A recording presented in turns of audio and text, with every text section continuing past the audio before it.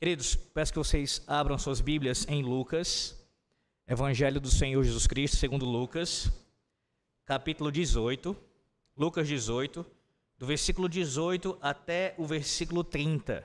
Esse é o texto aqui que nós leremos agora, que será como um norteador, uma referência para esse estudo. Mas lembre-se que nossos estudos seguem aqui o livro Razão para Crer, do R.C. Sproul, que trata de questões básicas aqui relacionadas à fé cristã. Doutrinas que são importantíssimas à nossa fé, à essência do cristianismo, e à luz, ou melhor, à medida que ele vai tratando desses assuntos, ele trata em cada capítulo, apresenta em cada capítulo objeções que são suscitadas contra a nossa fé e procura responder cada uma dessas objeções ao longo do capítulo.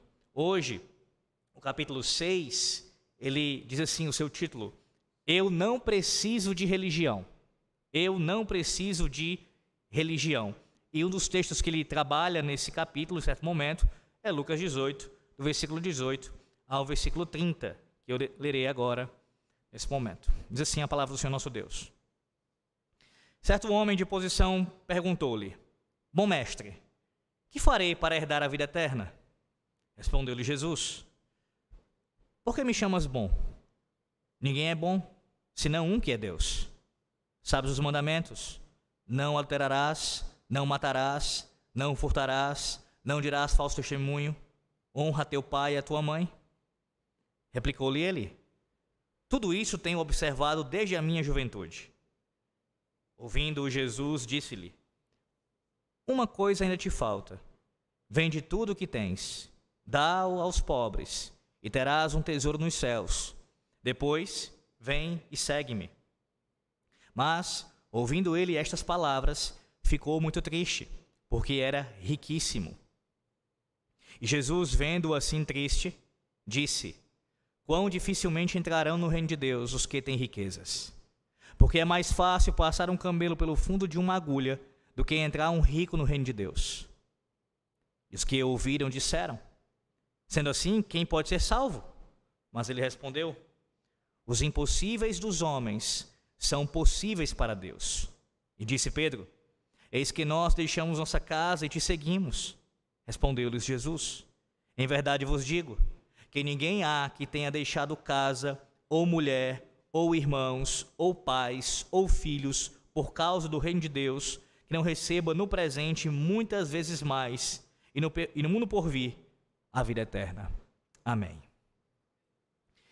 Logo no início desse capítulo, na sua introdução, o Sproul começa citando algumas falas que são muito comuns às pessoas que usam esse jargão: eu não preciso de religião. Elas dizem: a religião ela é uma muleta para pessoas que não são fortes o suficiente para lidar com as pressões da vida. Eu não sinto a necessidade de religião. Minha vida está indo muito bem. Ou elas indagam a quem, porventura, se declara religioso: por que você não se sustenta sozinho? Declarações como estas são pronunciadas frequentemente em nossa sociedade. As pessoas não refletem com essa atitude, meus irmãos, aqui, necessariamente, nem sempre pelo menos, uma hostilidade tão aberta ao cristianismo. É claro que há sim uma rejeição aqui, mas é uma rejeição mais apresentada através da indiferença. Não é tanto, como eu disse, um ataque direto dizendo impropérios contra a nossa fé, mas há pessoas que, por mais que não façam isso, tratam o cristianismo, a religião, no caso a religião cristã, como se fosse algo indiferente, até mesmo algo que você não precisaria ter, não precisaria professar para ter uma boa vida. Além dessa indiferença, ou juntamente com essa indiferença, há também um elemento, diz Sproul, de perplexidade sobre o motivo pelo qual o cristianismo coloca tanta ênfase na graça e na atividade religiosa. Muitas vezes as pessoas dizem assim: não vejo porque não posso satisfazer a Deus apenas vivendo uma vida boa, cumprindo meu dever como um cidadão responsável, evitando atos grosseiros e criminosos e sendo gentil com o meu próximo. Por que eu tenho que ser religioso? Por que eu deveria participar de cultos, oferecer ou praticar atos religiosos, orar, ler a Bíblia, praticar jejuns? Por que eu preciso fazer isso? Se eu posso ser alguém honesto, ter uma vida reta e ser um bom cidadão na sociedade, sem essas coisas? Bem, essas perguntas elas não perdem tempo de se expor com críticas ociosas dirigidas à periferia do cristianismo, mas atingem o cerne do que o cristianismo trata, ou seja, a essência que ele cita aqui da teologia, que é a graça de Deus. Sem uma compreensão correta da graça de Deus, nós somos incapazes de compreender o significado do cristianismo. E aqui você tem que entender isso, logo de cara, à luz dessa afirmação: eu não preciso de religião. Ora, a religião cristã, ela é singular. Todas as demais religiões, todas as demais manifestações religiosas de todas as culturas, elas envolverão algum elemento de obras, e aí no sentido de praticá-las para herdar a vida eterna. É claro que o cristianismo também não anula a ideia de obras, ela está presente, mas não como as demais falsas religiões entendem. Todas as demais falsas religiões, elas colocam a prática das boas obras como um elemento que conta para a salvação do indivíduo, do seu resultado eterno. Depende do que ele faz, em última instância. O cristianismo é singular quanto a isso. A graça de Deus, ela é a causa, ela é a razão para nós sermos o que nós somos agora em Cristo. Então, se você elimina o elemento da graça, a presença da graça, você não compreende o cristianismo. Na verdade, você não tem cristianismo. Você não tem fé cristã verdadeira. Então, isso é importantíssimo ser colocado aqui também nesse início. Após essa introdução, nosso autor ele traz uma pergunta. Ele diz o seguinte: qual é o problema com o humanismo? Como assim? Ele vai traçar aqui algumas características do humanismo. Vai dizer que o humanismo ele defende algumas coisas que são alguns valores, algumas virtudes que são importantes, como honestidade, produção, justiça, caridade, dentre outras coisas que se referem ao bem-estar geral das pessoas.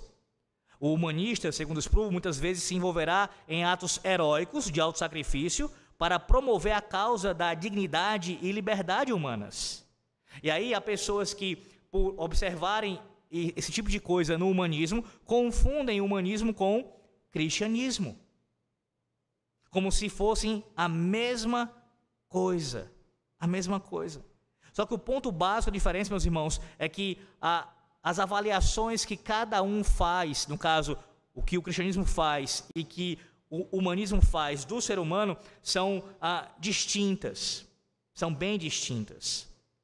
O humanismo, ele entende que o coração do homem ele é basicamente bom. Quantas vezes a gente escuta isso, as pessoas falando? Pessoas falando aqui, eu estou falando não apenas as pessoas em geral, mas até mesmo teóricos, filósofos, sociólogos, se referindo ao homem como se fosse bom. Reconhece, é bem verdade, que muitos reconhecem problemas, que há no homem sim possibilidades de de cometer crimes, de fazer coisas que são absurdas contra o seu próximo, mas sem a cosmovisão cristã, sem as lentes das Sagradas Escrituras, a forma dessas pessoas olharem para o homem jamais é de acordo com como a Bíblia descreve, colocando o homem como morto em seus delitos e pecados, com um coração rebelde contra o seu Criador. Uma máxima que é citada por essas pessoas, dentre outras frases, é a seguinte: Deus ajuda aqueles que se ajudam, ou ajudam a si mesmos. Se você for alguém diligente no seu trabalho, se você estudar, se você se esforçar, se você for honesto, se você evitar isso e aquilo outro de mal na sociedade, certamente Deus vai te abençoar. E perceba que essa fala não é completamente mentirosa. Existe alguma verdade nesse tipo de fala. O problema com isso é a definição, como se fosse basicamente isso. Se você fizer isso, isso agrada a Deus e logo Deus responderá positivamente a você. Ele cita um caso aqui interessante na autobiografia. A história é um pouco longa, eu vou resumir. Na autobiografia de Benjamin Franklin. Ele diz que nessa autobiografia, Benjamin Franklin, ele fez uma tentativa durante um tempo de catalogar ali, descrever as virtudes que ele praticava e como ele conseguia crescer nessas virtudes. E, segundo Sproul, essa forma de contar dele é até mesmo cômica. E, em certo momento, este homem percebeu que houve uma situação contraditória. Quando ele via que durante 1, 2, 3 dias estava demonstrando mais humildade, aquela sua percepção de humildade o conduzia ao orgulho. Ele percebia isso, que quanto mais ele notava a sua humildade crescendo, isso o tornava mais orgulhoso. Mais orgulhoso. Sproul diz assim: se nos apegamos à ideia de que o homem é basicamente bom, devemos relativizar o padrão de bondade e reduzi-lo a um nível baixo, a fim de manter o mito vivo. É essa a ideia. O exemplo que ele cita aqui do Benjamin Franklin cabe muito bem, porque é assim que as pessoas elas se olham de forma geral, sem a palavra de Deus. Se eu não faço essa atrocidade, se eu nunca pratiquei este crime, se eu nunca me envolvi com esse tipo de prática hedionda, logo eu sou alguém que sou bom. Eu sou bom. Então, qual é a tentativa aqui? É baixar o nível de exigência. A régua, ela é colocada no nível mais baixo. E aqui você vê a diferença enorme que tem entre o humanismo e o cristianismo. Nós não cremos que alguém será, ou melhor, algo será suficiente pelo simples fato da pessoa tentar fazer a coisa certa. Tentar fazer a coisa certa não é suficiente. Qual é o padrão divino? O padrão que a Bíblia coloca diante de nós. O próprio Deus. A sua santidade. O que Pedro diz em 1 de Pedro, capítulo 1, versículo 16? Replicando aqui, reverberando o ensino de Levítico 11:44. Sede santos, porque eu sou santo. Esse é o padrão de Deus. A sua própria santidade. Então ninguém tem autorização para baixar esse padrão. Contanto que eu deixe de fazer isso, ou que eu pratique aquilo, isso será suficiente. Não é. À luz da palavra de Deus, não.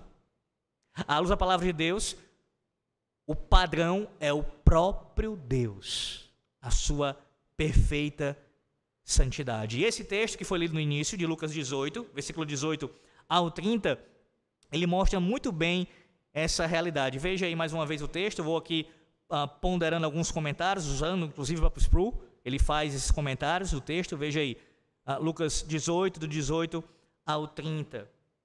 Veja aí a situação, como logo no começo o jovem fala assim para o Senhor: bom mestre, que farei para herdar a vida eterna? Observe que a resposta do Senhor aqui, ela já, na sua resposta, na verdade, ele começa fazendo uma pergunta: por que me chamas bom?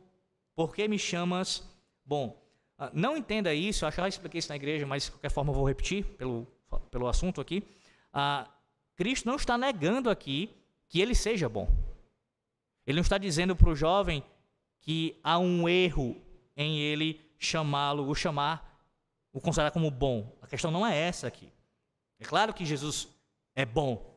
E estava completamente correto o jovem se referir a Jesus como alguém que era bom. Então o ponto não é esse. Não é uma negação de Cristo da sua bondade. Mas ele está querendo conduzir o jovem para as implicações dessa fala dele. Em outras palavras, tu me chamas de bom? sendo que somente Deus é bom, somente Deus é bom.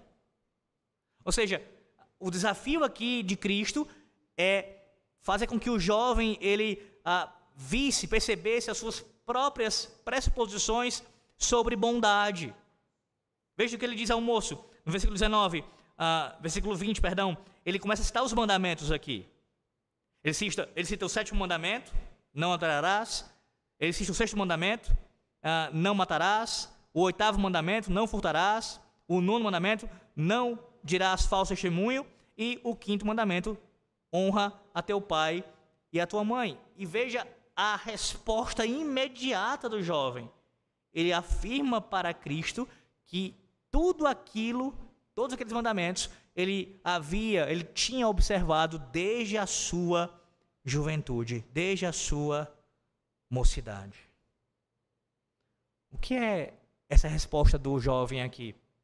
Uma expressão exatamente desse tipo de humanismo, onde o padrão, o seu nível ele é rebaixado, a sua exigência é rebaixada, e ele analisa a sua conduta, comparando, aqui pelo menos 2 problemas, tanto observando os demais, claro, eu nunca matei, nunca cometi assassinato, eu nunca adulterei, e começa a fazer esse tipo de raciocínio em comparação ao meu próximo, eu estou muito bem.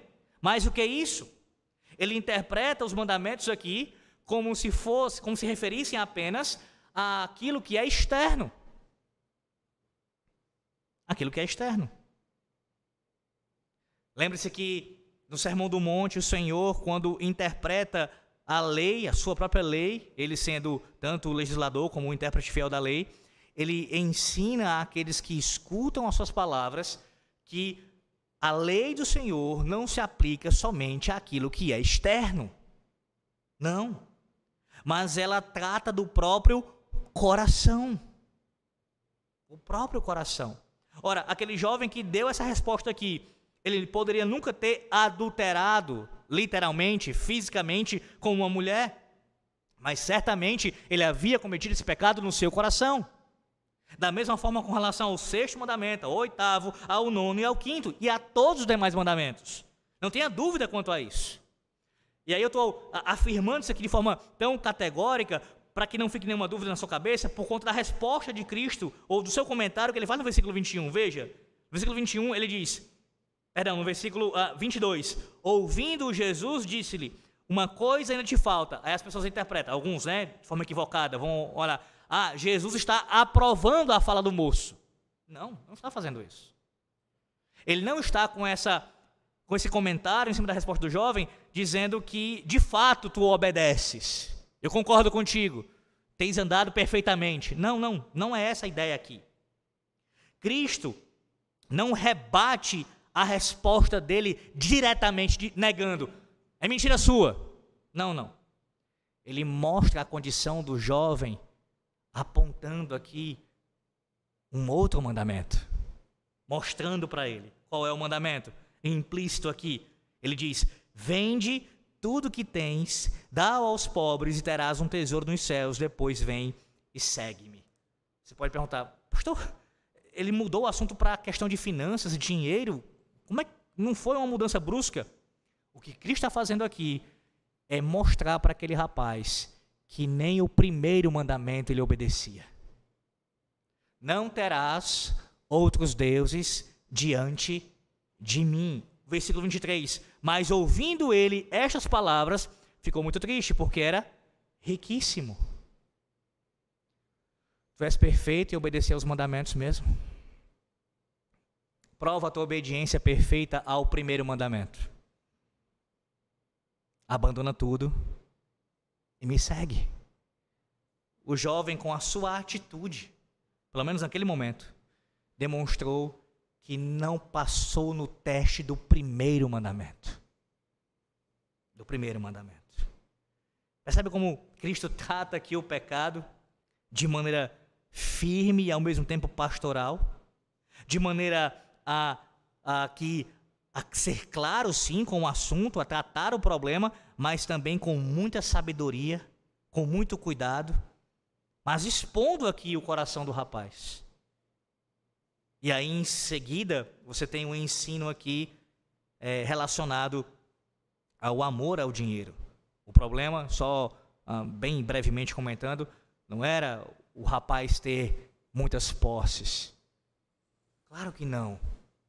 Nem todos os ricos que Cristo chamou na história para lhe servirem, para lhe seguirem, ele exigiu deles que abandonassem as suas riquezas, as suas posses. Pelo contrário, a grande maioria esmagadora, quando Deus converteu seus corações, foi para que usassem os seus bens em favor do reino de Deus e continuassem sendo ricos ainda assim. Então o problema não era daquele jovem, como não é de rico algum ou de pobre algum, o ter algum bem material, mas o seu amor àquilo, maior do que o amor a Deus. Esse era o problema do rapaz.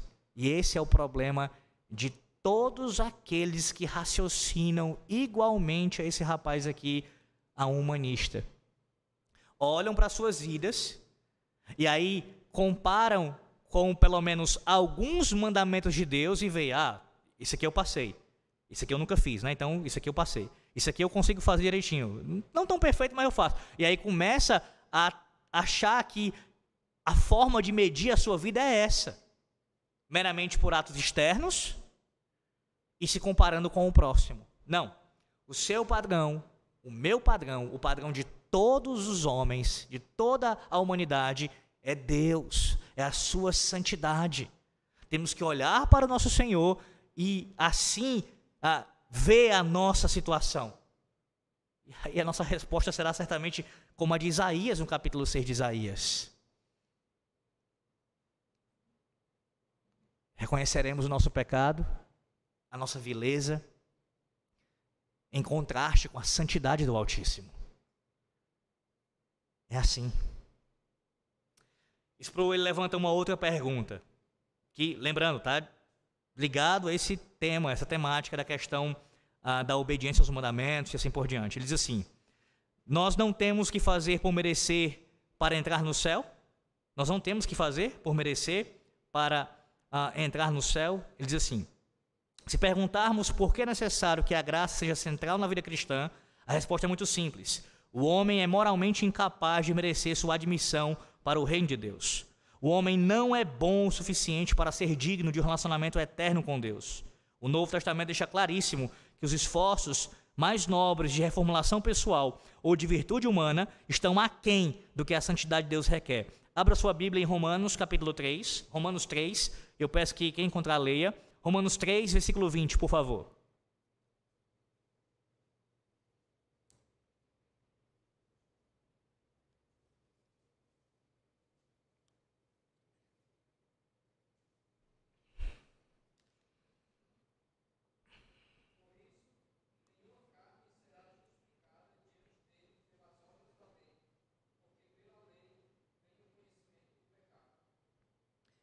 A palavra de Deus é clara em falar isso, acerca de que nossos débeis esforços de retidão não atendem às demandas da lei de Deus.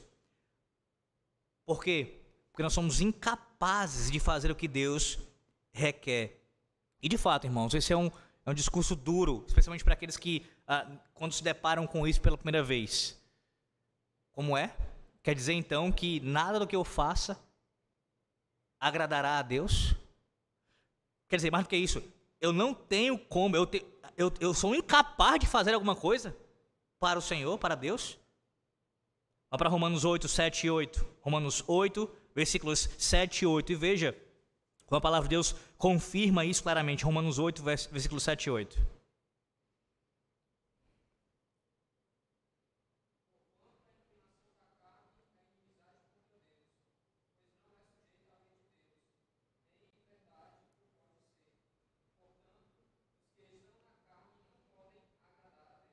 Irmãos, a Bíblia é clara quanto a isso, e eu quero que você, se já entendeu essa verdade, não amenize-a quando você estiver lidando com ela, não só pessoalmente, mas também na evangelização. Esse é o discurso bíblico.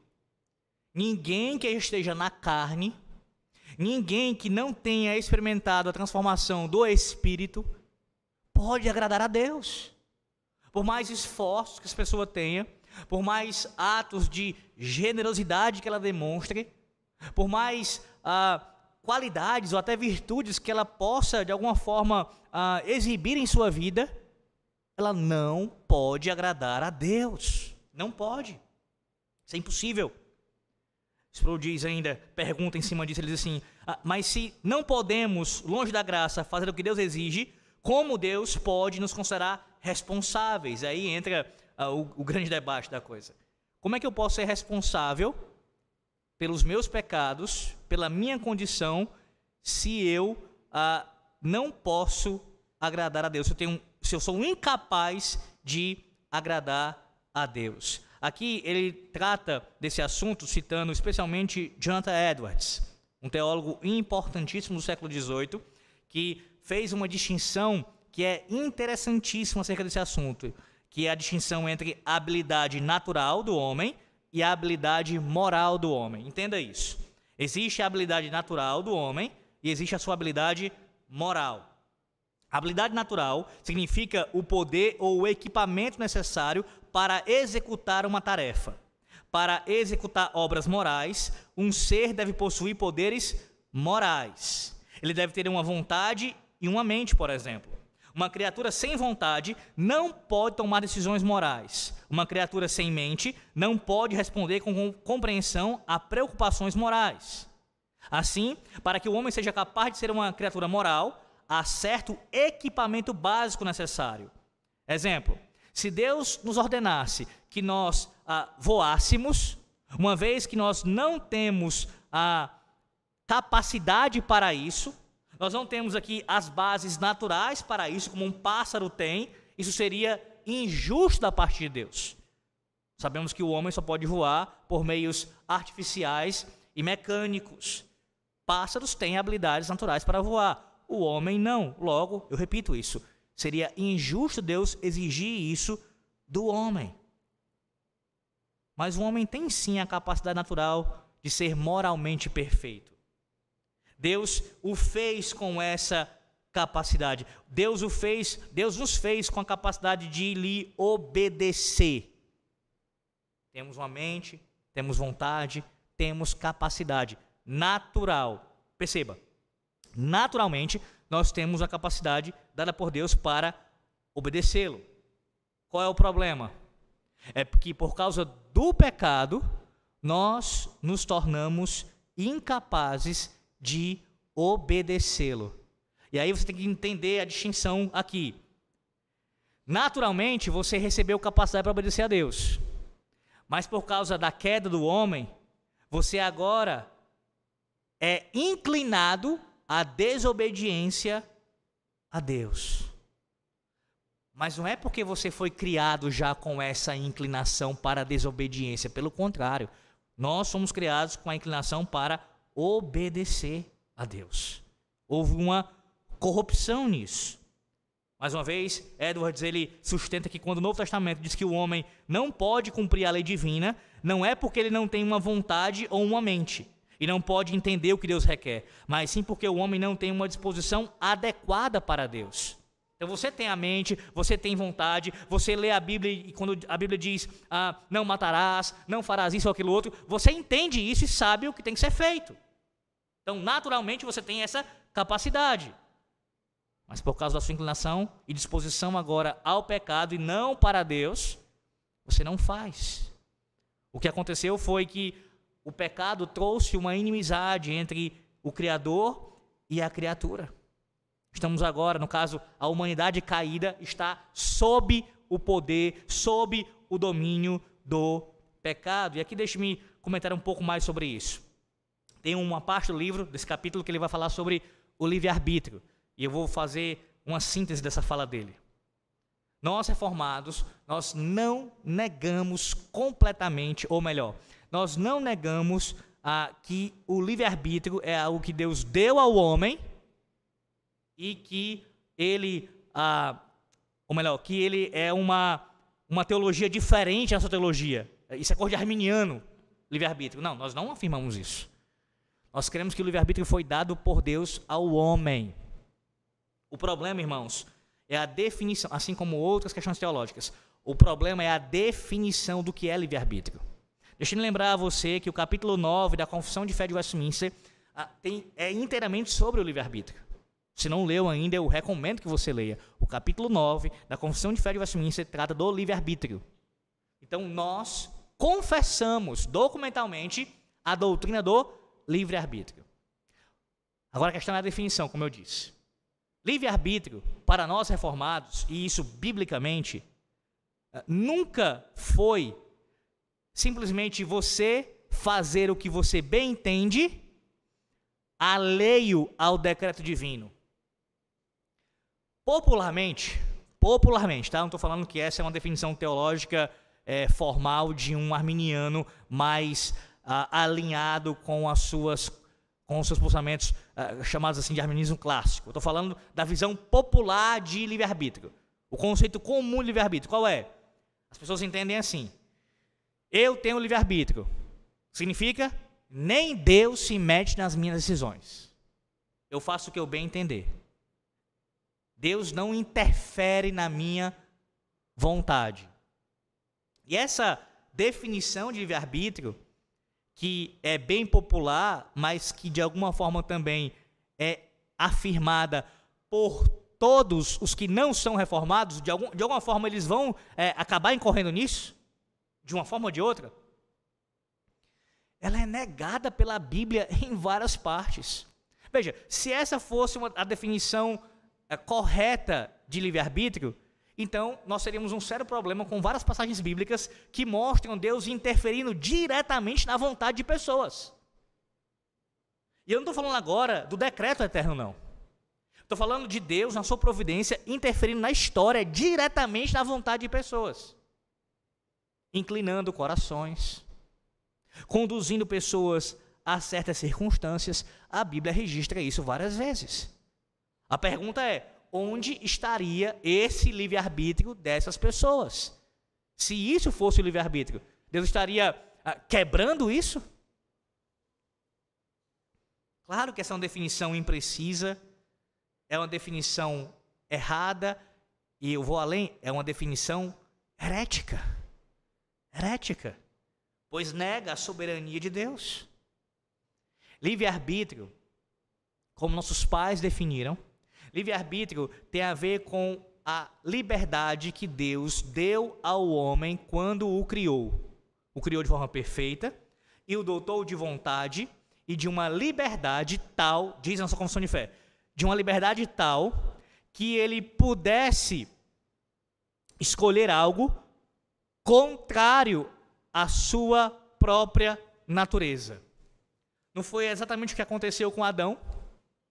Adão foi criado perfeito por Deus, livre e com uma capacidade de tomar uma escolha, fazer uma escolha que fosse contrária à sua condição natural. Foi o que ele fez, ele escolheu desobedecer a Deus. Escolheu desobedecer a Deus. Quando isso aconteceu, quando Adão desobedeceu a Deus, imediatamente ele perdeu o seu livre-arbítrio. Nessa definição teológica que eu estou dando para vocês, repassando para vocês. Por quê? Porque agora o seu arbítrio, a sua vontade, é escrava do pecado. E ele não pode mais, por conta própria, sem nenhuma influência externa, tomar uma decisão contrária. Para que isso aconteça, para que ele venha a tomar uma decisão contrária à sua inclinação natural, que é pecar, é necessária uma intervenção divina. Deus precisa trazê-lo da morte para a vida, ressuscitá-lo espiritualmente, para que ele possa agora desejar a Deus, querer obedecer à lei de Deus, porque ele perdeu o seu livre-arbítrio. Em outras palavras, Adão não poderia, como nenhum homem depois de Adão, fazer o seguinte: eu fui, me inclinei ao pecado, abracei, usei meu livre-arbítrio, agora vou usar o meu livre-arbítrio e vou servir a Deus perfeitamente, inteiramente, como outrora. Não é mais possível. Ele perdeu. Ele perdeu. Então essa é a definição, tá? teologicamente correta, reformada, bíblica. Mas nunca,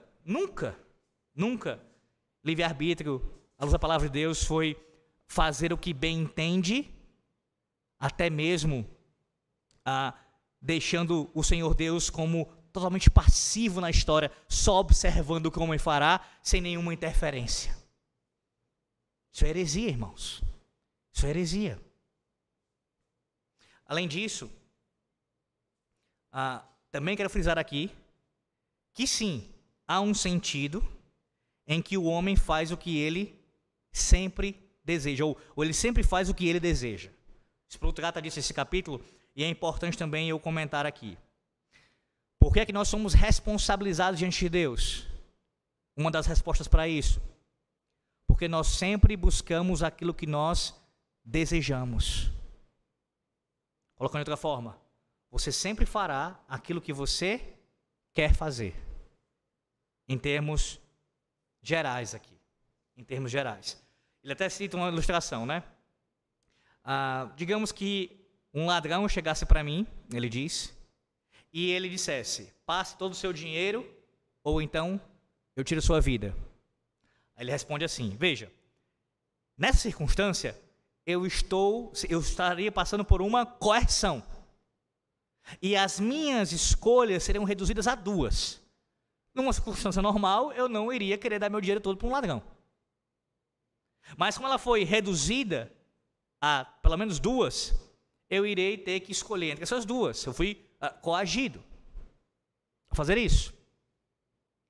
Mas ainda assim, eu tenho algum nível aqui de escolha, de participação, de ação nessa situação. Ele diz assim, para que isso não existisse, para que o ladrão fizesse algo independente da minha vontade, ele teria que me matar e assim depois fazer o que ele bem entendesse. Assim a minha liberdade seria completamente tirada. Qual é o ponto aqui? É mostrar que em algum nível sempre estaremos escolhendo o que nós queremos. Sempre. Qual é a condição do homem sem Cristo? Escravo do pecado. Então ele sempre fará, sempre decidirá, sempre escolherá aquilo que está de acordo com a sua inclinação agora natural, que é de pecado. Então sim, quando um homem decide, citando aqui os mandamentos que o jovem citou para o Senhor Jesus Cristo, quando um homem decide adulterar, quando o homem decide assassinar, quando o homem decide furtar e assim por diante, ele está fazendo isso porque ele deseja fazer isso. Ele quer fazer isso. Essa é a sua inclinação. Ele tem desejo por essas coisas. Quando você é convertido ao Senhor, agora a sua disposição, ela muda. O combate, a briga, a disputa entre o espírito e a carne existirá até o seu último dia de vida, sem dúvida. Mas a partir de agora você passa a ter uma inclinação para Cristo, para Deus, pela ação do Espírito. E assim você só pode agora, e de fato você o faz, deseja Deus, ama a Deus, ainda que imperfeitamente, deseja obedecê-lo, porque Deus fez isso em você. Mudou essa disposição que era total somente para o pecado, para agora servi-lo, em direção a Ele. E você quer isso, pela ação dEle. Mas aqui, só mais um comentário sobre essa questão ainda. Não também confunda o que eu estou falando com a questão do decreto eterno, tá? Como assim? E aí, Judas, pastor? Judas, ele quis trair o Senhor ou foi o decreto de Deus? As duas coisas. As duas coisas. Pega esse exemplo, né? Judas, ele traiu Jesus porque esta era a sua inclinação. O seu coração era escravo do pecado, escravo do dinheiro, e traiu o Senhor. Escravo das suas convicções ideológicas, escravo do pecado. Ele traiu porque ele quis, e ele é responsável por isso. E ele traiu porque Deus decretou. Ele traiu porque Deus decretou na eternidade, e isso foi profetizado nas Sagradas Escrituras. A mesma coisa é com relação à queda do homem no Jardim do Éden, a queda do diabo e seus anjos, a própria morte de Cristo. Quem matou Cristo? Quem matou o Senhor da glória? Judeus, gentios, Pilatos, Herodes. Eles são responsabilizados no sermão de Pedro lá em Atos dos Apóstolos. Eles assassinaram o Senhor. Eles são responsáveis porque eles quiseram fazer isso. Eles desejaram em seus corações fazerem isso, seguindo as inclinações do seu pecado. No caso, Pôncio Pilatos tem uma participação ali pela omissão, mas também tem participação no assassinato pela omissão, porque omissão também é pecado, quando você deixa de cumprir aquilo que Deus ordena. Mas o pai matou o filho na cruz. E o próprio filho se entregou, como ele mesmo declara, não como um suicídio, mas como um sacrifício. Ele se entregou. Pois se ele não fizesse isso, jamais homem algum poderia tirar-lhe a vida. Percebe? Nós não temos que escolher um lado ou outro. Quando você escolhe um lado, você pode cair no arminianismo. Se você escolhe apenas a responsabilidade humana. Se você escolhe o outro lado somente, você cai no hipercalvinismo. E você também nega o que a palavra de Deus ensina. Nós afirmamos as duas coisas. Esse é o ensino bíblico, esse é o ensino confessional. Deus é soberano e o homem é responsável por tudo que faz. Sempre. Sempre é responsável. Uma outra questão que o Sproul levanta ainda, estou caminhando para o final já, irmãos, é o questionamento que as pessoas fazem acerca da representatividade adâmica. Eu já também trabalhei essa questão aqui na igreja, mas quero lembrar-lhes, devido a que o nosso autor tocar nesse assunto. Por que nós somos responsabilizados diante do Senhor também, aqui falando em termos de humanidade, em termos gerais? Ora, porque Deus, Ele colocou um homem para nos representar diante dele. Ele fez isso quando criou Adão. E aí surge o questionamento. Isso é injusto? Um ponto que é levantado. Ora, eu não tive participação na escolha do meu representante. Não fui eu quem votei nele. Eu não escolhi Adão para ser o meu representante. Não pode ser justo. Ele não me representou bem. Se eu tivesse tido pelo menos a participação nisso, de alguma maneira eu poderia ser responsabilizado. Mas ele cometeu o crime sozinho, eu nem votei nele. Sproul, ele rebate isso, como eu já fiz aqui na igreja, inclusive, dizendo que nós falhamos em escolher até mesmo nossos representantes políticos. Isso acontece entre nós. Nós falhamos nisso. Não há nenhuma garantia de que a nossa escolha de eleger um representante, ele não falhará. Não existe isso. Não existe. Além disso, e mais do que isso, você está dizendo, e aí nesse caso a pessoa, você indaga ela, que a sua escolha seria mais sábia do que a do Senhor Deus? É isso mesmo. Então você teria escolhido alguém melhor. Inclusive se for você mesmo, eu iria no lugar de Adão, eu iria e passaria no teste. Você está dizendo que a sua escolha, seja de você mesmo ou de outra pessoa, é melhor do que a do Senhor?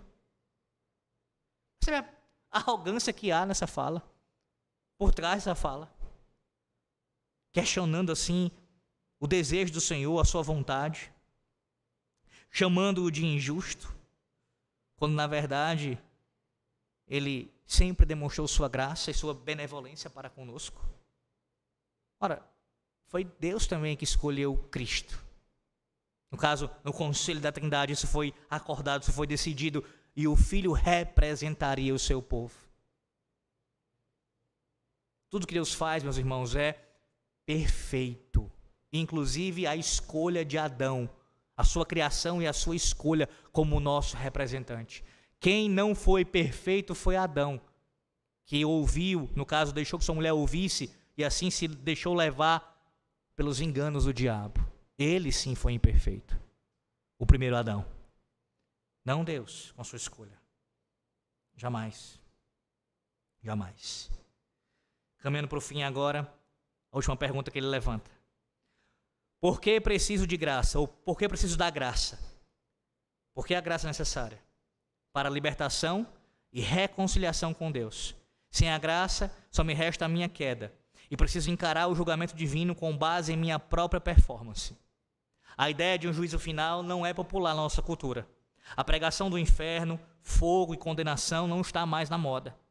Uma noção predominante é que tudo o que temos que fazer para entrar no reino de Deus é morrer. Você já ouviu isso? Hoje você ouviu isso? Na televisão e na internet? Quando alguém morre, normalmente o raciocínio é: está no céu. Essa é a concepção geral das pessoas, não é? E aqui eu não estou emitindo um julgamento sobre quem morreu hoje, no caso de uma personalidade famosa em nosso país, ou até mesmo em qualquer situação. Só Deus sabe o seu destino. Estou falando da percepção equivocada das pessoas, que basta que alguém morra, que já há uma conclusão do tipo: está no céu. Foi recebido pelo Pai, pelo Senhor. Deus é visto como sendo tão amoroso que Ele realmente não se importa muito se a gente guarda ou não a sua lei. A lei está lá para nos guiar. Mas se a gente tropeçar e cair, eles entendem, avô celestial simplesmente dará uma piscadela e dirá: essas crianças. Esperamos que Deus olhe para nós ou faça vista grossa, pisque e sorria tolerantemente dizendo: tudo bem, ninguém é perfeito. Enfrentamos o problema da imunidade à santidade em virtude de nossa camaradagem com o pecado. Visto que somos todos imperfeitos, nós consideramos essa imperfeição como importante, inclusive como atrelada, né, à própria ideia de ser homem. O ser humano, ele é imperfeito. Ele erra, ele falha. Nós esperamos que, se Deus nos responsabilizar por nossas vidas, Ele nos classifique por meio de curvas de aprendizado. Nossos pecados são muitos, mas eles não são sérios demais. E Deus certamente nunca nos puniria por eles. Há esse senso geral, irmãos, nas pessoas caídas, de que Deus é bom, Deus é amoroso. Veja, são verdades, mas como se isso fosse ser condescendente com a nossa prática pecaminosa, com a nossa vida de desobediência e rebelião à sua vontade. Então, em última instância, Ele não vai condenar. Eu não acredito que um Deus de amor vai lançar uma pessoa, quanto mais zilhões de pessoas, num lago de fogo e enxofre por toda uma eternidade. Eu não acredito que Ele vai fazer isso. Ele não pode fazer isso. Não é possível. Eu não faria isso com o meu filho. A questão é o pressuposto equivocado, né?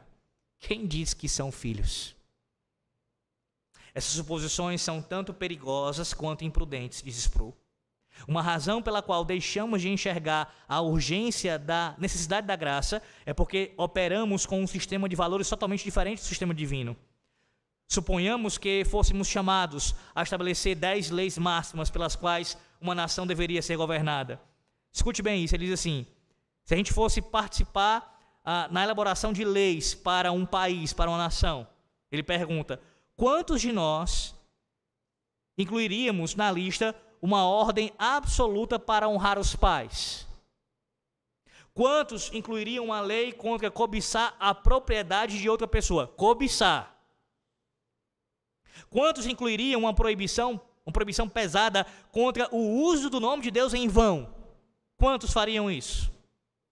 Nossas prioridades e valores simplesmente não correspondem aos de Deus. Colocando o conflito de valores em outras palavras, consideraremos o mais importante dever moral que existe. Deus nos diz que o grande mandamento é amar o Senhor nosso Deus com todo o coração, nosso coração, alma, mente e força, e amar nosso próximo tanto quanto amamos a nós mesmos. Essa é a síntese do decálogo, meus irmãos. E a pergunta é: você que está aqui nessa noite, assim como eu, quando foi em todos os seus anos de vida, desde a sua concepção até agora, que você amou a Deus dessa forma aqui? De todo o seu coração, da sua mente, a sua vontade, o seu entendimento. Quando foi que você amou? Sproul diz que ele mesmo nunca amou por 60 segundos. Quanto mais pela sua vida toda. Nenhum de nós. Nenhum de nós. Percebe o padrão? O padrão é elevadíssimo. O padrão é o próprio Altíssimo. Se nós não amamos a Deus perfeitamente e não amamos ao nosso próximo como a nós mesmos perfeitamente, nós estamos aquém da lei divina. E por isso precisamos da sua graça. Da sua graça. Eu concluo enfatizando que graça, e Sproul trata disso também, a concepção correta de graça tira somente qualquer tipo de obrigatoriedade. Deus não tem a obrigação de ser gracioso. Isso é uma negação do que é graça, se você concebê-la como obrigatória. Qual é a definição mais básica que você escuta teologicamente de graça? Favor imerecido. Então, se é um favor imerecido, logo quem presta não tem obrigação de fazê-lo. Deus não tem a obrigação de ser gracioso, porque isso seria uma contradição com a própria ideia de graça. Ele é livremente gracioso, soberanamente gracioso. Sim, bondoso e amoroso em sua graça. É uma demonstração do seu amor, sim, sem dúvida. Mas ele faz isso livremente, não compulsoriamente. Porque, como eu disse, seria uma contradição. Logo, ninguém pode exigir do Senhor graça. Ninguém pode.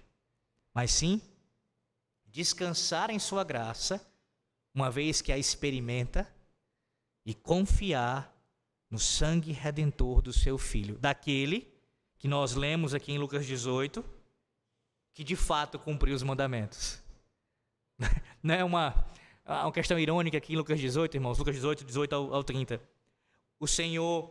O jovem pergunta ao Senhor o que hei de fazer para herdar a vida eterna, e veja a resposta do Senhor, cita aqui os mandamentos, e ele diz que tinha feito tudo, que ele estava guardando os mandamentos. Qual é a ironia aqui? Além do fato de que ele não tinha guardado nenhum mandamento perfeitamente, nenhum mandamento, é que ele estava diante daquele que guardava. Aquele que guardava perfeitamente. A única esperança de vida eterna estava na frente dele. A esperança estava na frente dele. Aquele que guardava os mandamentos perfeitamente. E é aqui que eu quero encerrar. Olhe para Cristo. Sempre. Eu não preciso de religião.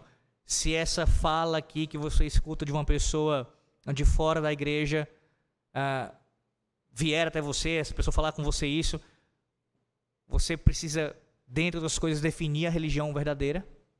Porque sim, a gente tem que fugir dessa fala muito comum em nossos dias de pregadores, de falsos pregadores, dizendo assim: eu não sou religioso, sou do Evangelho, eu sou do Evangelho, eu sou de Cristo, eu não tenho religião. A Bíblia fala de religião.